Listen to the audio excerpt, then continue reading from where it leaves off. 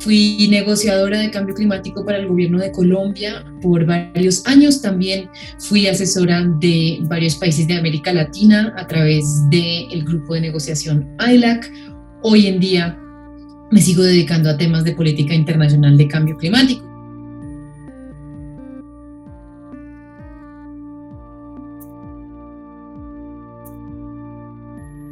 Básicamente, pues esa respuesta ha ido variando mucho en el tiempo. Hoy en día, los principales órganos de negociación son la COP, o Conferencia de las Partes. COP es un acrónimo del inglés Conference of the Parties, que es el principal órgano de decisión bajo ese gran tratado que es la Convención Marco. Y el otro órgano es la CMP, que es lo mismo que la COP, pero para el Acuerdo de París, que es otro tratado, hagan de cuenta un hijito de la Convención, es un tratado que está debajo de la Convención y que también tiene su órgano de decisión. La COP y la CMP son, para ponerles un ejemplo, como un parlamento. Es la reunión de todos los estados que hacen parte de estos tratados y que toman decisiones respecto de la implementación de esos tratados. Para tomar esas decisiones, la COP, la CMP también se apoyan en lo que se llaman los órganos subsidiarios, o SB en inglés, Subsidiary Bodies, que son los órganos que están encargados de hacer el trabajo técnico para que la COP o la CMP puedan tomar decisiones. Y esos órganos subsidiarios también son como una expresión de reuniones de los representantes de los estados dedicados a resolver los asuntos técnicos que luego llegan a la reunión, como digamos la asamblea que sería la COP o la CMP.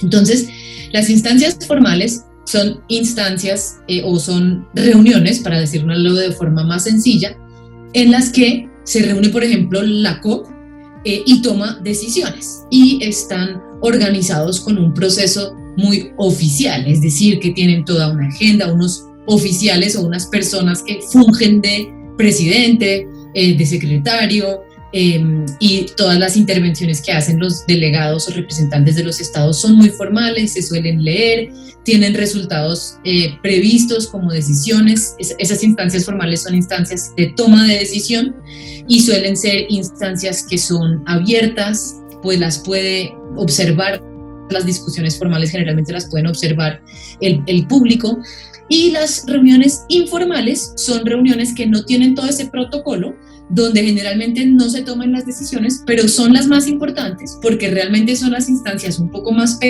pequeñas, donde los representantes de los estados se reúnen realmente a negociar, a hacer el toma y dame, por decirlo de forma muy coloquial. Es normalmente el caso que se requieren muchas reuniones informales para poder llegar a un estado de madurez de una negociación que permita luego pasar a reuniones formales para toma de decisiones.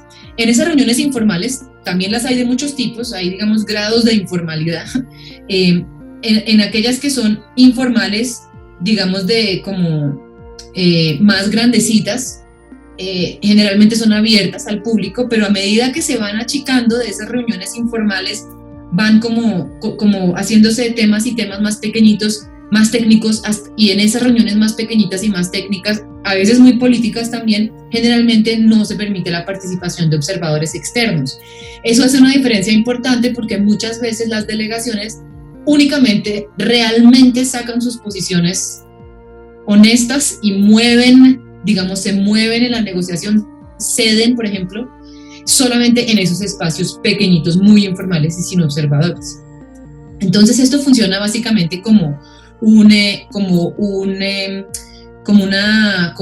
cebolla o como unos círculos concéntricos. Las reuniones formales generalmente son grandes, llenas de protocolos, se toman decisiones, pero para llegar allá a tomar una decisión, imagínense cómo sería un espacio donde hay 200 delegaciones, miles de personas. Llegar a un acuerdo en un espacio así es prácticamente imposible. Entonces esa instancia formal muy grande delega a una instancia un poco más pequeña, que a su vez delega a una un poco más pequeña, y a medida que se van achicando en los círculos concéntricos, se va volviendo cada vez más informal, menos protocolario, menos público, y digamos que las negociaciones se van volviendo más honestas y ya no es leyendo, digamos, un discurso, sino que efectivamente ya en las más pequeñitas y más informales, que llaman en las negociaciones, usan la palabra informal 3 veces para significar una muy pequeñita y muy informal.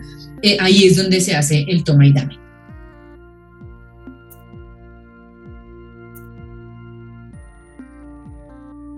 Muchas veces la Convención y el Acuerdo de París, para resolver asuntos relacionados a su implementación, que son muchos y muy diversos, requieren de discusiones que tienen un cierto grado de tecnicismo y que no se pueden abordar todas juntas.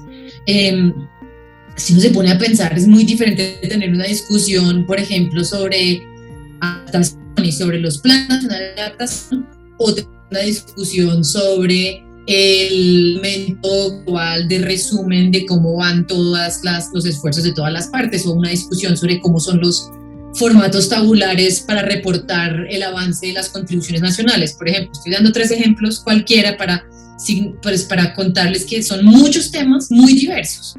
Entonces es muy importante poder compartir la agenda y también especializar las reuniones, y que los expertos en cada uno de los temas puedan abordar su tema a profundidad en un grupo o comité. Normalmente en ese diagrama de círculos concéntricos del que les hablaba, en el más grande, que digamos sería la COP, hay una agenda muy grande, muy general. Esa agenda, digamos, tiene varios ítems, y cada uno de esos ítems se delega a los órganos subsidiarios dentro de la plenaria del órgano subsidiario, que es un espacio formal con protocolo. Los presidentes deciden qué hacer con cada uno de los temas de la agenda, y casi siempre lo delegan de nuevo a un grupo de contacto, que también es una instancia formal. Vamos al tercer círculo concéntrico adentro.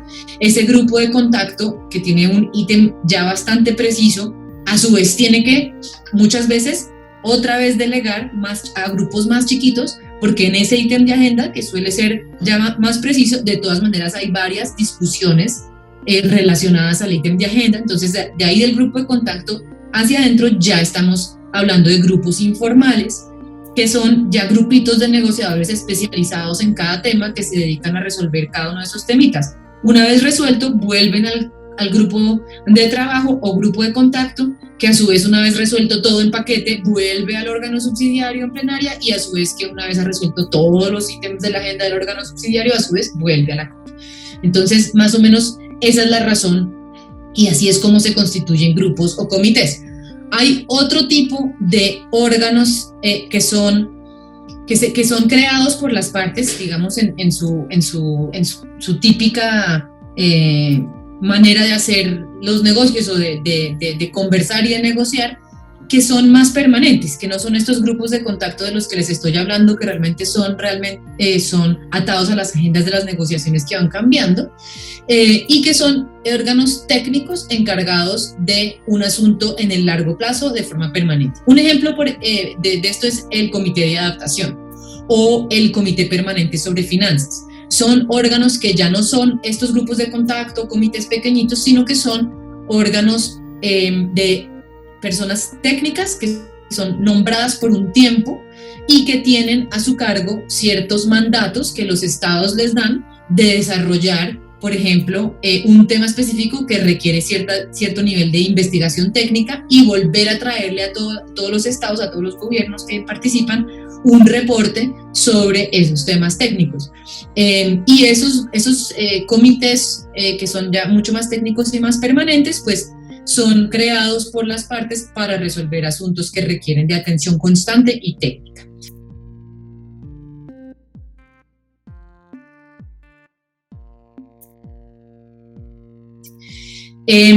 Casi siempre en estos círculos concéntricos, en las reuniones más pequeñitas e informales de los países, abordan sus principales diferencias y se ponen de acuerdo. Pero para llegar hasta allí hay un proceso previo en el que los países que tienen posiciones afines coordinan sobre sus posiciones comunes.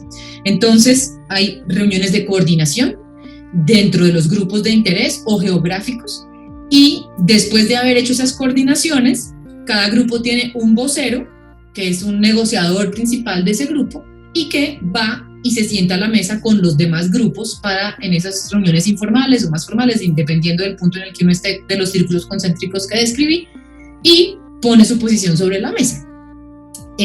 Generalmente eso ocurre en rondas de intervenciones. Los presidentes de la reunión, siempre hay alguien que está facilitando la reunión, van dando la palabra y van poniendo sobre la mesa cada cual sus posiciones. Sin embargo, en esas reuniones más facilitadas y formales, típicamente es difícil llegar a un acuerdo. Entonces, muchas veces los delegados lo que hacen también es tener muchas reuniones paralelas a este proceso formal, bilaterales o en grupitos pequeños, por ejemplo, entre países que tienen el mismo interés o entre países que tienen intereses muy diferentes, para tratar de llegar a acuerdos, primero de forma informalísima, digamos en pequeñas reuniones, que luego se reflejan en estas reuniones ya facilitadas y un poco menos espontáneas, sino ya planeadas dentro del proceso.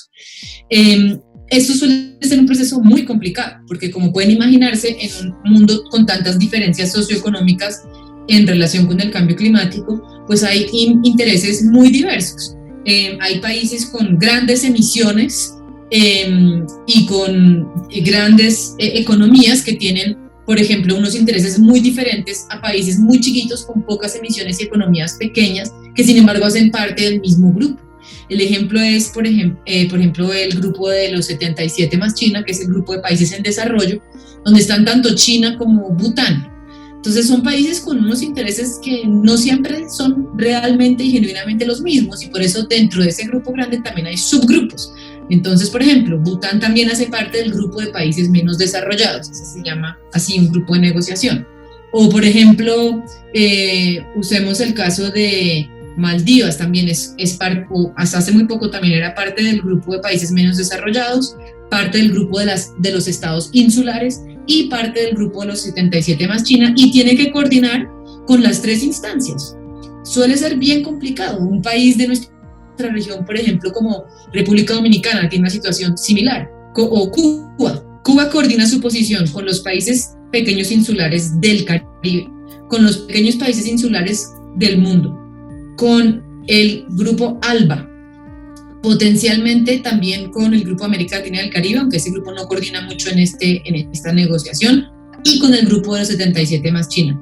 Y a veces esos grupos no tienen las mismas posiciones. Entonces, para un país como Cuba, lograr toda esa coordinación es un reto bastante significativo, y eso hace que cuando ya todos los grupos han hecho todas sus coordinaciones, que además toma muchísimo tiempo, pues mover esas posiciones no es tan fácil. Y si después de estar en una posición muy clara y muy definida en un grupo bastante grande, como el grupo de todas las islas, por ejemplo, cambiarlo es bastante complicado. Si el negociador de las islas llega a una reunión y tiene que tomar una decisión de moverse en la posición, de ceder algo de su posición, no puede hacerlo. Generalmente tiene que regresar a su grupo, consultar con todo el grupo, obtener un mandato de su grupo para poderse volver a sentar a la mesa con la contraparte a ver si definitivamente puede ceder o no. Entonces realmente es un proceso que toma mucho tiempo y es tan complejo como suena.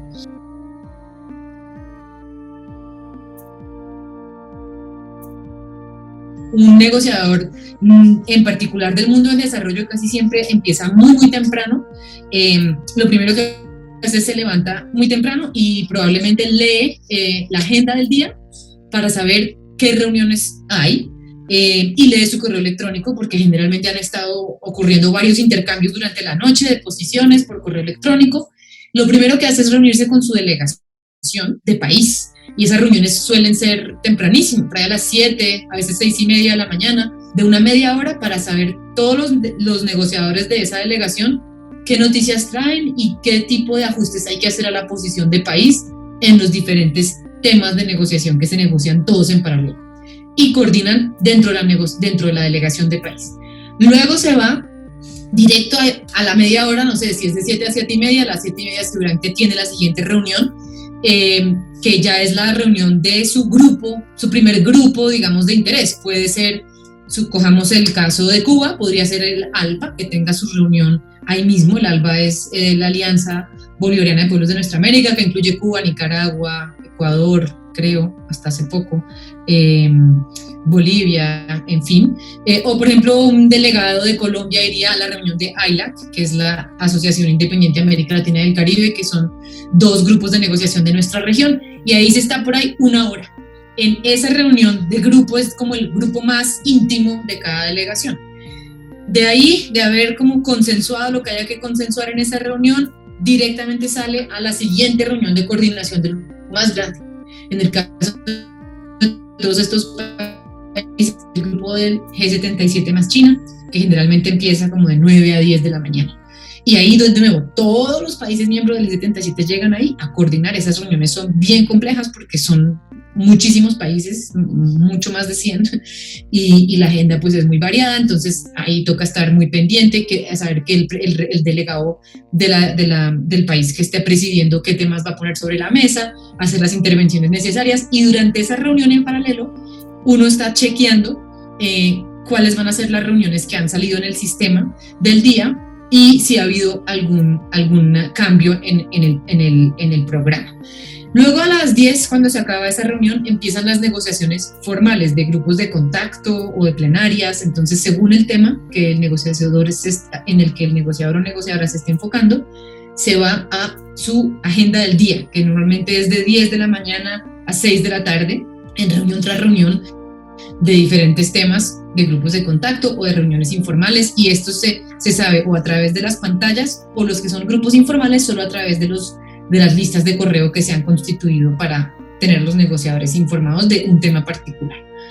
Eso, en el mediodía normalmente hay un hueco como de 12 a 2, creo que es la cosa, en el que si tiene suerte almuerza, pero la mayoría del tiempo hay otra vez reunión de delegación o reunión de coordinación del grupo, porque de 2 a 3 ya hay otra vez la segunda reunión de coordinación del I-77, y de 3 a 6 otra vez reuniones de negociación.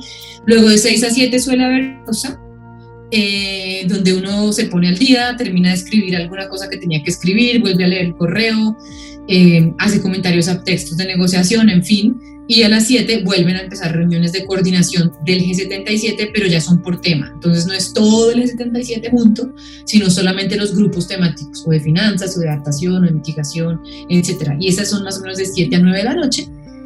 Y luego, pues de terminar a las 9, generalmente los negociadores toman una pausa, comen algo, y en horas de la noche pues se tienen que dedicar a terminar cualquier trabajo de texto que haya que hacer.